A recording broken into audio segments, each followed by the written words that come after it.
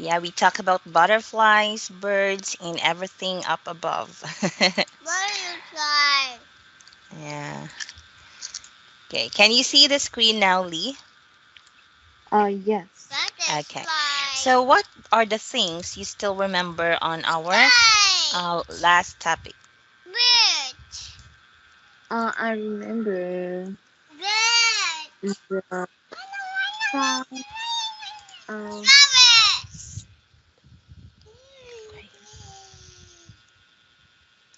Um, Rabbit. I don't. Okay, so let's check it. Okay, so I guess we stopped here the last time, right? Yeah. Yeah, so we talk about where the sun rises and when where the sun what sets, right? And we also Yeah. talk about the horizon. Okay, so do you still remember what is the line that is like this? Okay, I will draw a line. So what's that? If we are going to, if you can see a line like this, what do you call this line? It's a horizon.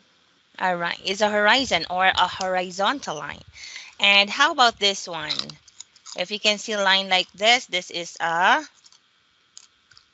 This is oh uh yeah, you're right. It starts with yeah. letter V. Yes.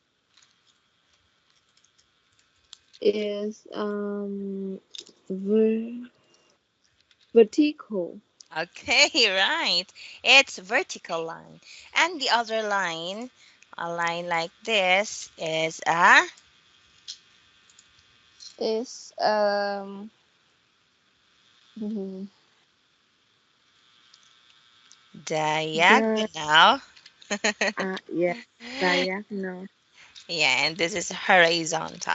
Okay, don't forget because when you reach what grade are you in right now, or what grade are you in the next school year?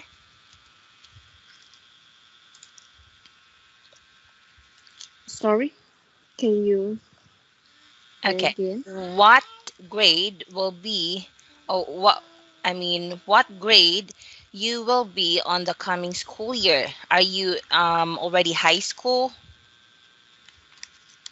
Oh yeah. Yeah, because I think in high school in uh, let's say mm, 12th grade or 11th or 10th, like that, you will be having your geometry. Okay, so geometry, you can see lines like this. So it's better to have an idea before you get into the subject. So that's mathematics. Okay, Yeah. so yeah, so let's continue. Okay, here. So you remember that most of the animals like birds, like butterflies, they use the sun as their compass. Okay, so before I think when we don't have yet the technology, so most of the old people uses the sun to be their compass, to show direction where they need to go. Okay.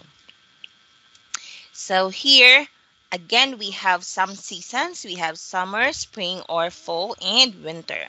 And the animals that are active at dawn at dusk are called crepuscular.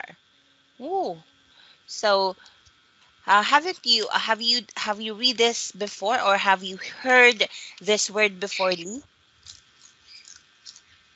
This one, crepuscular. Um.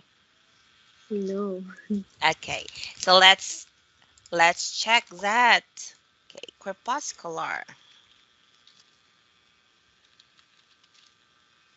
Okay, so here. Oh, so this is of or relating to or resembling twilight. Dim crepuscular light, the crepuscular sky occurring or active during twilight. Okay, so let's look for animal. Okay, so here crepuscular refers to twilight, the time shortly before sunrise and after sunset. So, in the context of animal ecology, it refers to those species active during these times of day. In other words, a crepuscular animal is one whose deal uh, 24-hour activity pattern has peaks during the twilight hours. So, meaning they are awake during nighttime and daytime. So, do you have an idea, Lee? What are these animals? Animals. Mm, I think Animals. mm, Bunny. Bunny. Okay, rabbit. yeah, it's a rabbit. So they are tend to awake all day and night. Okay, so here are some of the animals. Let's see some animals.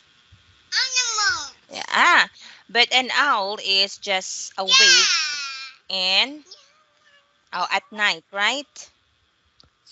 Yeah.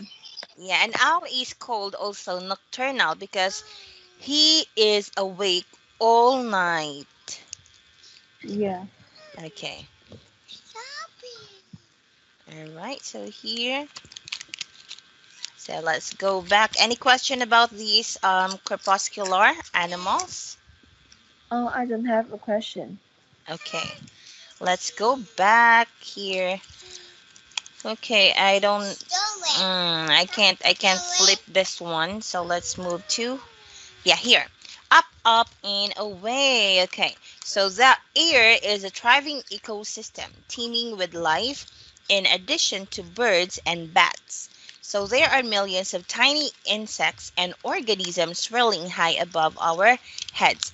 Okay, so um I think you notice this when you go outside, especially at night, especially when you are traveling. Let's say, for example, you ride a motorcycle. So if you are outside on that time and then you are riding, you will notice some tiny animals that will bump into your face. And the worst thing is if it will um, uh, goes into your eyes, so it's very painful. So there are very tiny animals that we cannot see. We can just observe them, especially if the day and the day and the night is what going to meet. Okay, so here can you read this, Lee? Microbes. Yeah. Microbes, bacteria, viruses, and fun- Fungal. fungal, fungal spore can be carried thousands of feet up into Earth's atmospheres. Some even float across Continent. continents. Yeah. Yeah. Okay. So, yes, the bacteria, viruses that we cannot see on our bare eyes is called microbes. Okay. So, do you still Yeah. remember the pandemic? Yeah. Um, What was the things that we always heard when we're still in the pandemic era? So we heard about more. more viruses. Yeah, more viruses. Okay. And what did the government or most of the people told us to do?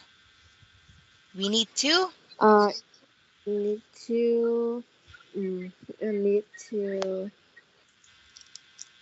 uh, mm,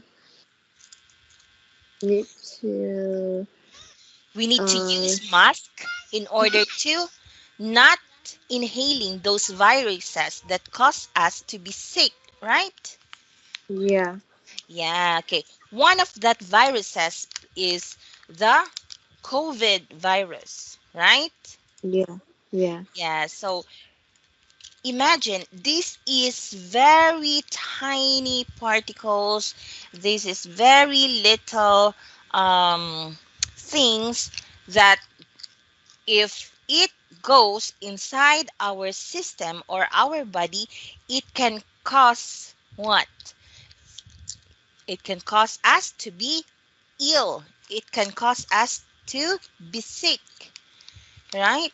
So Mm-hmm. yeah. So Bacteria. these Yeah. microbes are very Yeah. dangerous. Yeah, imagine Yeah. bacteria.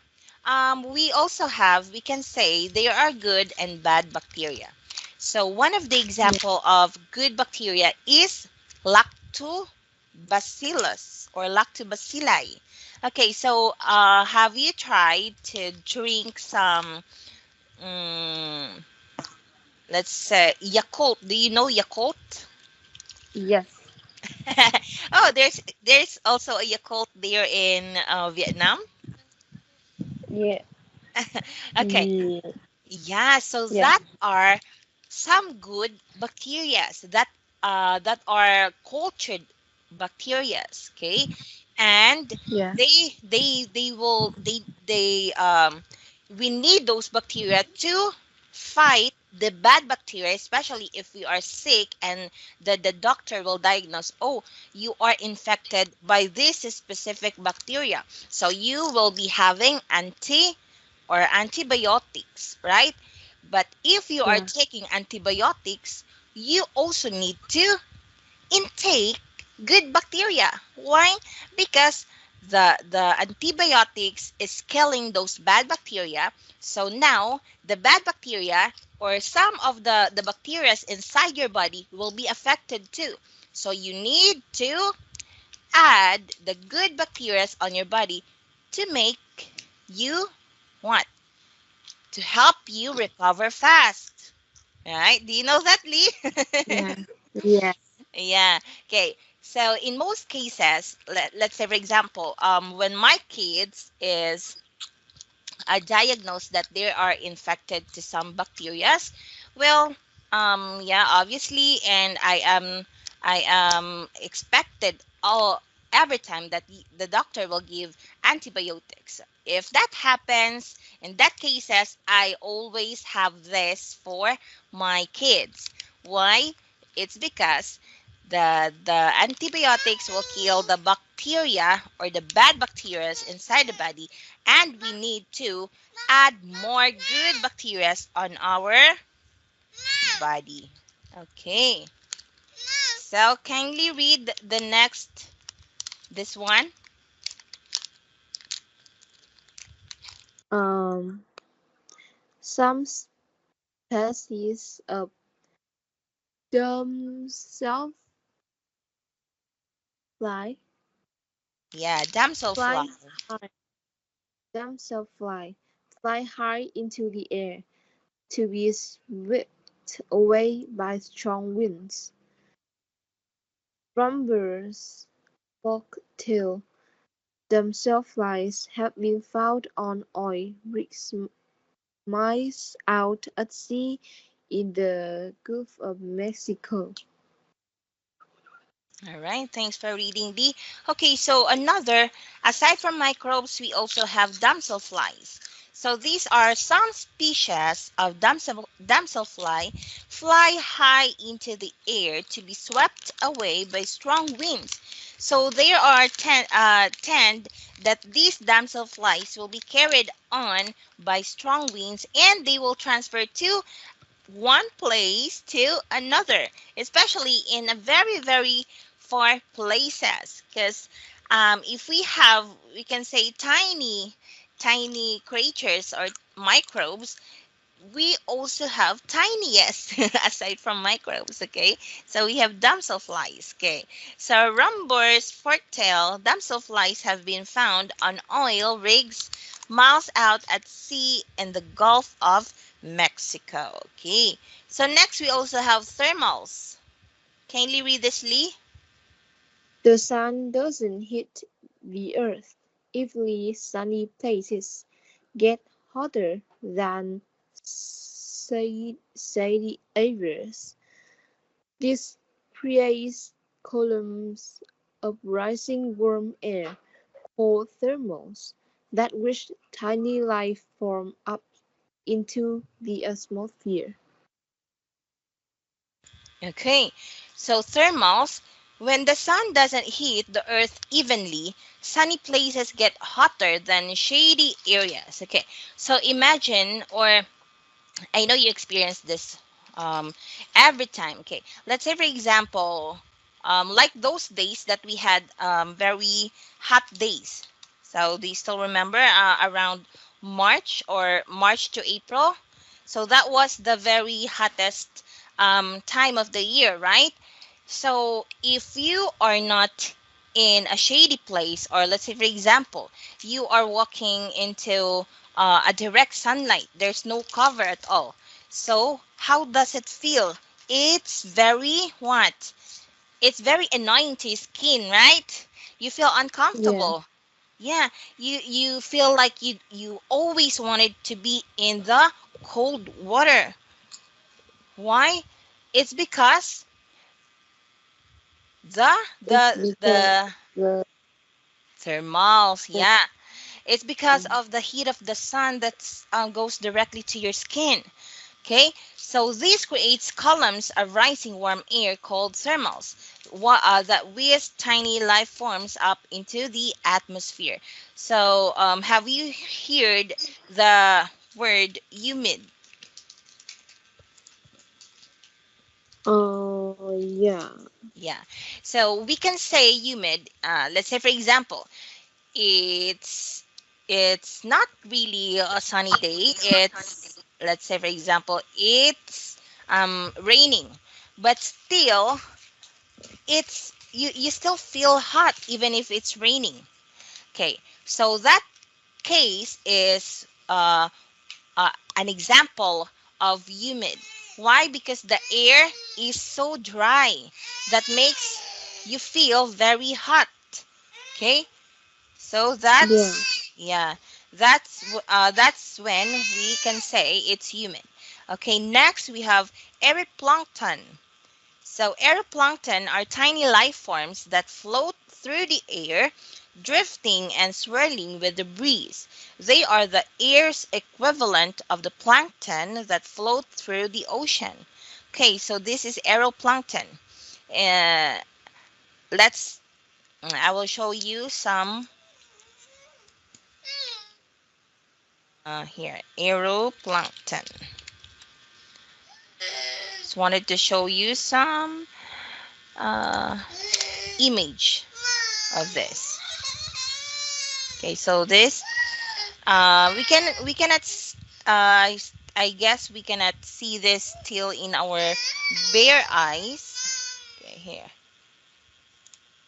Yeah, so this one is the example. Can you see this, Lee? yeah. Ah, okay, here. Okay, so these are the floating aeroplankton. So there are still tiny species that can be carried by wind. There are no here. Look at this. I cannot I cannot. Okay, here. So these are the samples of the creatures or the species that is called aeroplankton. Okay, so these are so tiny, and this can be carried by the wind. Okay, so aphids. I think aphids. You can see this in plants. Okay, can you read this, Lee? Oh, teacher, I can't see your screen. Oh, you can't see. Yes. Hold on. Hold on. Mm. How about that? Not yet. Not yet. Why? Okay, let me share it again. Oh, I think oh there's yeah, just a delay. yeah. How I about that? can. Yeah, I can see. Okay. So here, can you read this, aphids? Aphids often migrate hundreds of Hundreds of miles. miles, hundreds of miles on the breezy, young wing aphid can fly around 2,000 feet Feet.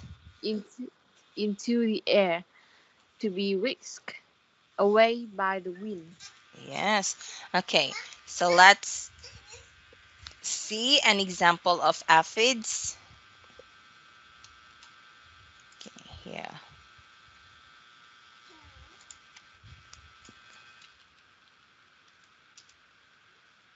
Okay, so these are aphids. So, um, have you noticed when you can see in the plants that has whitish color that is uh here like this,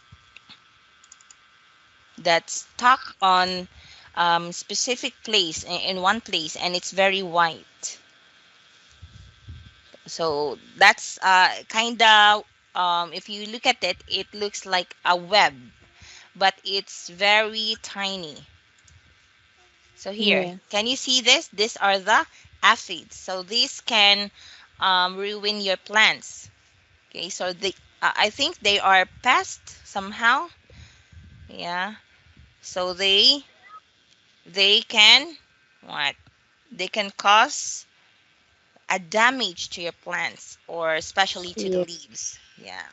Okay, yeah. so next we also have ballooning. Can you read this, Lee? Ballooning. Many spiders float over long distance. The spider points its abdomen up, then casts out long strands of silk, which catch the breeze and carry the spider away. Yeah, so ballooning. So many spider float over long distances. So have you noticed also that sometimes you can just see above your head, oh, there's a spider. You don't know, you don't really know where it came from, right? Because Yeah, they are sometimes also carried by strong winds. Okay, even if inside the house, if you can find them, wow, suddenly there's a spider on your head, above your head. Okay, so these are the spider points. It's abdomen up, then cast out long strand of silk. So this is the web. So when they are trying to point its abdomen up, then the web, I mean the spider web will what? Will goes out from his abdomen. Okay, which catch the breeze and carry the spider away. So in addition to riding the wind, the ballooning spiders are carried by earth electric field. So not just the wind, they can also be carried about what? Electric Phil. field. Okay. So here, bumblebees. Can you read this? Bumblebees, Lee? Bumblebees. Uh, these have these have been found more than 18,000 feet above sea level on the slopes of the world's tallest mountain, Mount Everest. Okay, so bumblebees. So, when we are still young, you always hear this in a rhyme or in a song, right? So you can always hear bumblebees, bumblebees. So my question, Lee, do you think bumblebees and bees is the same? I think they're different Yeah, it's different. Why do you think so? because bumblebee I think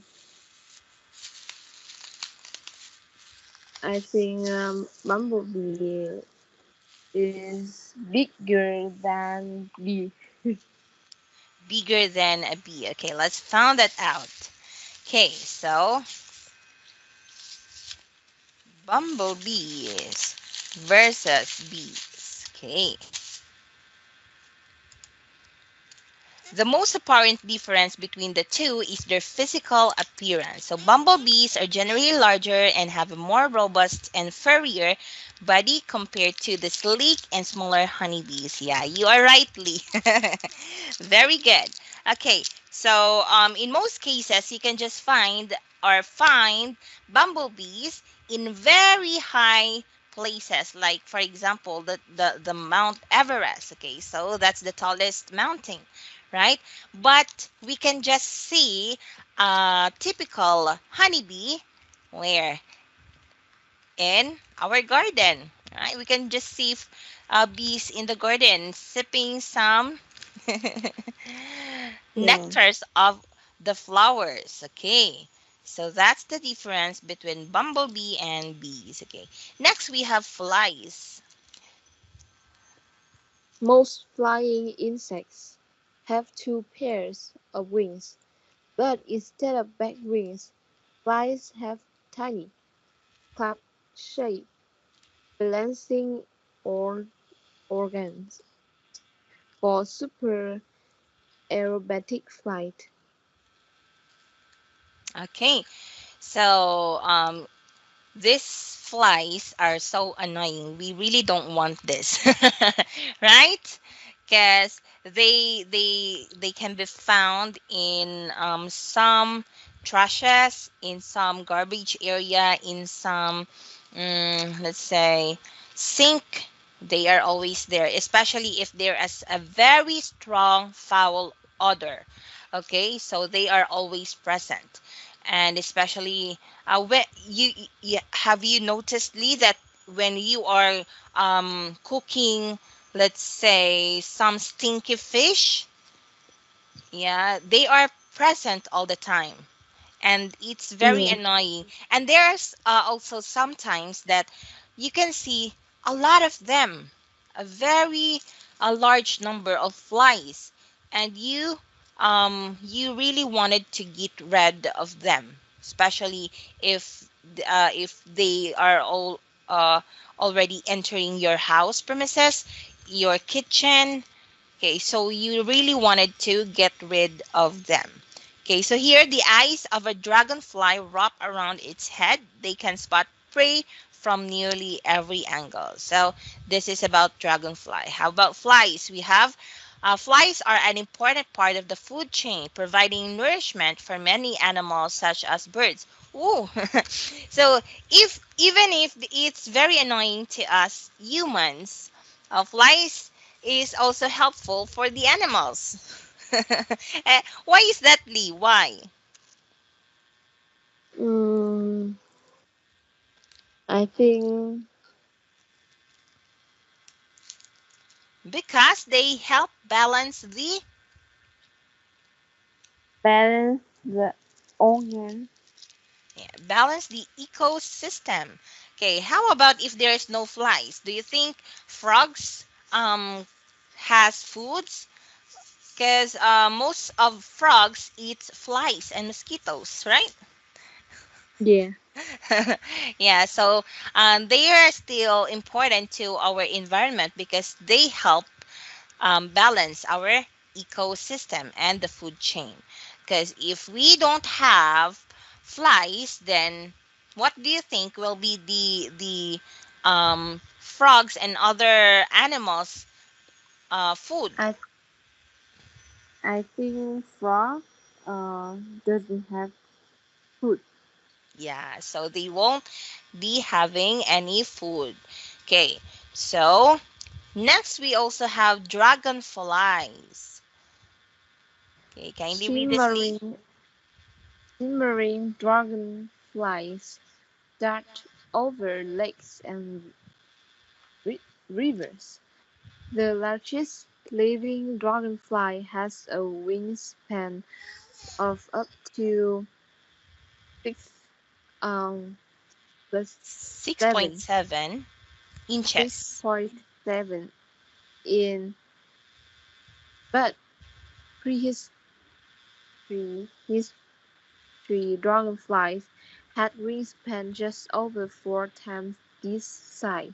Okay, so I don't know if you experienced this, Lee.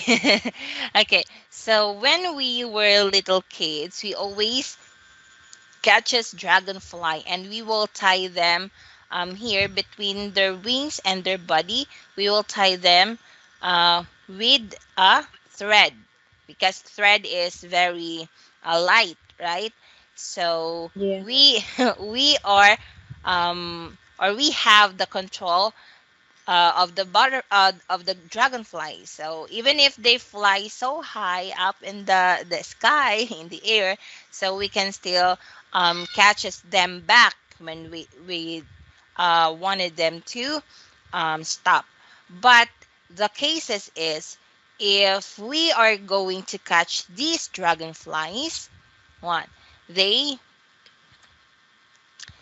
they will They they they will um they will die. Yeah, because yeah. I haven't tried catching a dragonfly and they live for so long, especially when me and my co-kids put them into a jar. So they just last for some hours, but not for a long time. Okay, because it's not really what their habitat. Okay, so we get them out from their habitat so they could be dead. They could yeah. Okay, so here one of the biggest flying insects is the Hercules beetle, which can grow to around 6.7 inches and 7 cm. Okay, so remember you read earlier, in. That's an abbreviation for inches. Inches. Yeah. Yeah. So if you can see also that cm, that is an abbreviation for centimeter.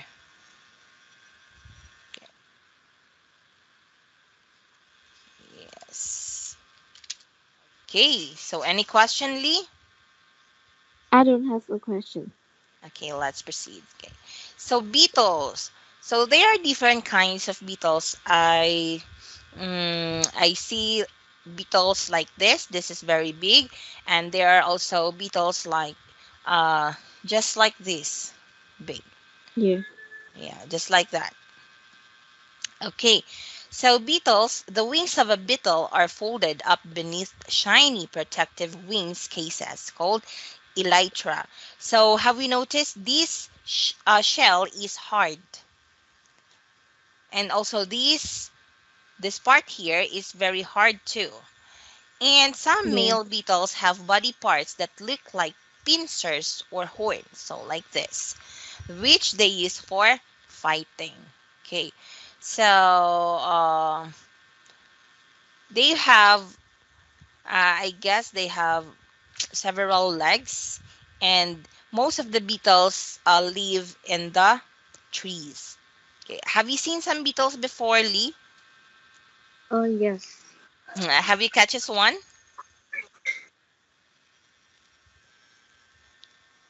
Have you tried holding a beetle?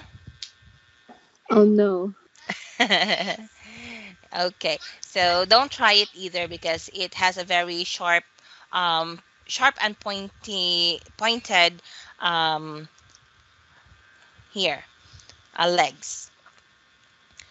Next, we have flying insects. So winged insects may buzz, swarm, or hover in the air. They eat pests, pollinate plants, and provide food for birds and other creatures. Okay, so here, locusts. These grasshoppers sometimes form swarms as wide as a city.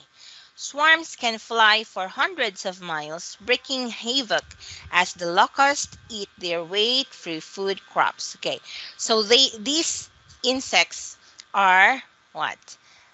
Are eating some crops. These are the enemies of the farmers, of our farmers. Yeah. Yes, they will destroy, especially, let's say, for example, rice fields, banana plantation, corn plantation. So they will damage all of that. Okay, next we have interesting insect. It's mosquitoes. Kindly read mosquitoes. Mosquitoes feed on nectar, but females of some types of mosquito also need animal blood to make their eggs. These mosquitoes can spread disease when they bit, When they bite. Okay, so bite. yeah, these are tiny creatures, but they are very dangerous, especially if you are going to be bite with let's say an infected mosquitoes or the a carrier of such diseases like dengue fever, malaria, and so other diseases. So you will be get a disease. Okay, so I was a victim of these mosquitoes. So when I was a little kid, I think I was in first grade. I was diagnosed of having a dengue fever, which caused by mosquitoes, and that causes your red blood cells to fall down. Okay, so you need to have a blood transfusion so that um, you will be recovered from that diseases. But sometimes, if you are very unlucky, it will sometimes causes death to some patients. Okay, so I am just lucky enough because I was treated immediately. If it's not, I won't be your teacher today. Okay, so here we have ladybugs. I don't think if you haven't seen a ladybug, I know you have seen a ladybug, right? Yeah. Okay. So these are also the insects that we're trying to catch when we're little. Okay, so colorful wing cases warn predators that ladybugs taste very bitter. Okay, so the purpose of its colorful shell is that to what? To warn Uh, predators that they are not what? They're not having good taste. They taste very bitter. Okay, so here ladybugs flop their wings about 85 times every second. Wow, that's so fast. But why is it when we say ladybug flying, we can just see they just flying slowly, right?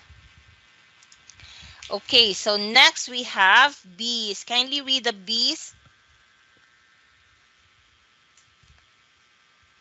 the sound of buzzing coming from a tree might suggest a beehive. There are about 20,000 known species of bees in the world, but only a few species make honey. Okay, so kindly read this again, Lee. This is a species. Species. Okay. So here, we can, or in the record, there are lots of species of bees, but only few can make honey. Okay, so one of that is the honeybees. Okay, so honeybees transport pellets of pollen in their back legs, like saddlebags. Oh, like this. Look at this. They carry nectar inside their bodies. Okay. So, gathering food, bees fly from flower to flower, sucking up a sweet juice called nectar and gathering pollen to eat. Many plants rely on bees to spread their pollen in order to reproduce. Okay. So have you tried um to have a honeybee? Yes. Yeah, it tastes sweet, right? Yeah. Yeah, it's because of the nectar from the different flowers where they, Flowers. Yeah. yeah, where they get them. Okay, so here, making honey. Kindly read this, Lee. Back at the hive, honeybees mix the nectar with the chemical called an enzyme, which is made inside their bodies. The bees pass the mixture from mouth to mouth, and slowly it turns to honey. Okay, so here, making honey. Back at the hive, honeybees mix the nectar with a chemical called an enzyme. Okay, so this should be read as enzyme, which is made inside their bodies. Okay, the bees pass the mixture from mouth to mouth and slowly it turns to honey. Okay, but we are enjoying honey, right? Yeah. Yeah, and if you are looking on how they process the honey, how they made the honey, it's kind of gross. Imagine they're making them from mouth to mouth. Ay. But why is it that we really like honey? Maybe because we don't know yet the process of how the bees making the honey. Okay, next we have nest. Kindly read this, Lee. In a, in a way, honeybees mostly nest in trees. Some bees are kept by humans for honey. They make their nests inside hives built by people. Yeah. So before we can just see a natural hives or a natural nest for bees.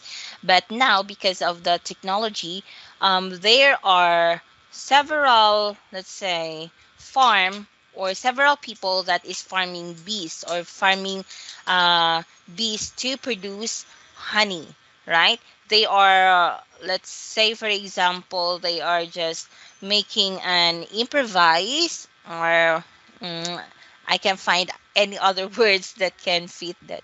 But uh, they are just making uh, a beehive or a nest for the um, bees so that they can produce honey. Okay, so here storing honey, bees evaporate water from the honey by fanning it with their wings so that it thickens. So the honey is then stored in wax honeycomb cells sealed with wax leads. Okay, I think this is the honeycombs. This one. Look at this one. Okay, so this is honey inside cells. All right, so this is the honey inside cells. So the honey is then stored in wax honeycombs cells sealed with wax leads. Okay, so do you see this, Lee? They are sealed with wax leads. So now worker bees forage for food, clean the nest, and make the honey. So if there is a worker, there is also a The queen bee produces eggs which hatch into la- larvae. larvae. Yeah. Okay, so here, drones mate with a queen to make fertilized eggs, which turn into workers. So this is the drone, this is the queen, and they when they meet, okay, they can produce fertilized eggs, which turn into workers. Okay, so unfertilized eggs become drones. So unfertilized eggs become drones. All right, here uh, a honeybee colony. So wild hives are usually home to around 20,000 honeybees. The bees live together in a colony with one queen, 1,000 of female worker bees, and several hundred male drones. Okay, look at this. Bees big and small. Australia's Quashihasma bee is less than half of the length of a grain of rice. The megachild Pluto bee of Indonesia is as long as an adult human's thumb. Wow, imagine this. This is a Quashihasma bee. So this can be found in Australia. Okay, and do you imagine the size of a piece of rice? So it's just very little. And while the mega child Pluto bee that can be found in Indonesia, it's very big. It's like this, a thumb of human. Okay, and not all bee species are yellow and black. The brown winged striped sweat bee of North America is a shimmering green. Okay, so we have also another colors for bee because usually we can just find bees that has striped yellow and black, right? Yeah. Yeah, but um, we doesn't know that there is a living species of bee that comes from different color. Okay, now let's talk about changing shape. So here a caterpillar transforms into a winged butterfly or a moth in a process called metamorphosis. Crawling, hanging, or fluttering, look out for every stages. Okay, so here, this is the stage where this is still a caterpillar. Okay, a tiny caterpillar hatches, eat its eggshell, then it begins to eat the leaves. As it grows, it sheds its skin up to 5 times. This is called molting. Okay, so this is a monarch butterfly. Kindly read this, Lee. Each year, millions of monarch butterflies make amazing migrations in the fall. They fly thousands of miles south from Canada and northern US to Mexico. Okay,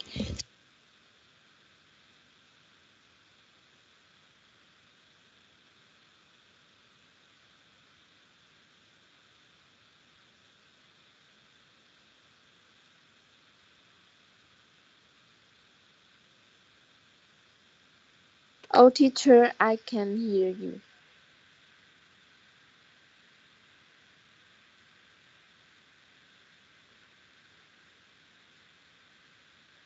I can't hear you.